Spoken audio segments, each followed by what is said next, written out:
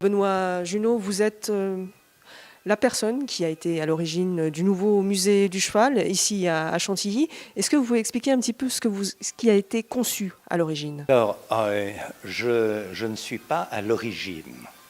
Je crois que la personne certainement qui est à l'origine, c'est Lagacan, qui a eu l'idée de refaire le musée qui existait depuis les années 80 et de le faire d'une façon très moderne, avec une muséographie assez spectaculaire pour un bâtiment ancien, et surtout des collections d'une grande qualité artistique et ethnographique.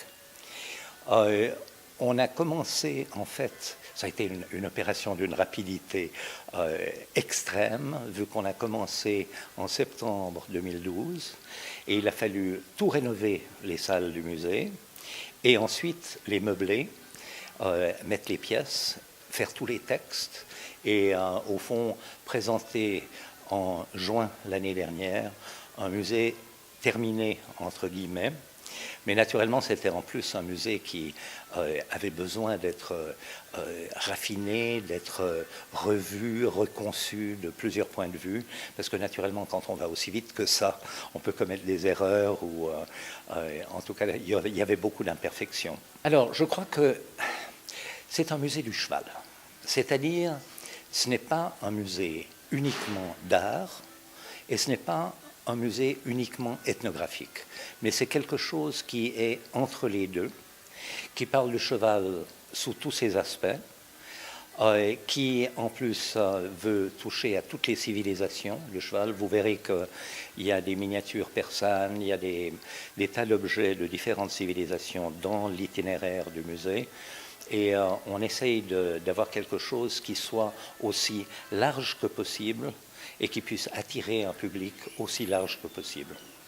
Le musée Condé est condamné à ne jamais changer, parce que le duc d'Aumale a fait, à mon avis, la bêtise, mais c'est une opinion personnelle, de mettre dans son testament qu'on ne pouvait rien changer. Alors, pour le musée du cheval, on a pris l'attitude contraire.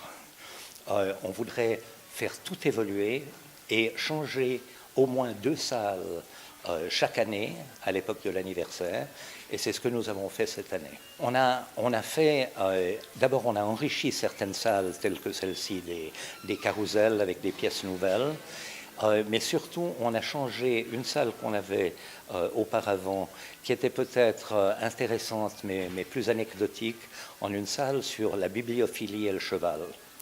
Et vous verrez qu'il y a 6 écrans tactiles sur lesquels on peut consulter 8 ouvrages et 2 manuscrits, des manuscrits très rares qui n'ont jamais été exposés, qui sont du Moyen-Âge en France et de la Perse du XVIIIe siècle. Et au fond, avec les écrans digitaux, on peut tourner les pages et on peut consulter en même temps la traduction en français et en anglais du texte original. Et vous savez que même pour un livre du XVIe siècle français, on a bien besoin d'une traduction en français plus moderne. Donc le musée, c'est un musée vivant, qui est très vivant et dont les collections bougent alors. Vous savez qu'au moment où les spectacles organisés par Sophie Bien-Aimée ont vu apparaître ce musée du cheval nouveau, il y a eu une réaction presque épidermique de dire mais pourquoi ne plus l'appeler le musée vivant du cheval? Et j'avoue que moi mon cœur a balancé entre une solution et l'autre.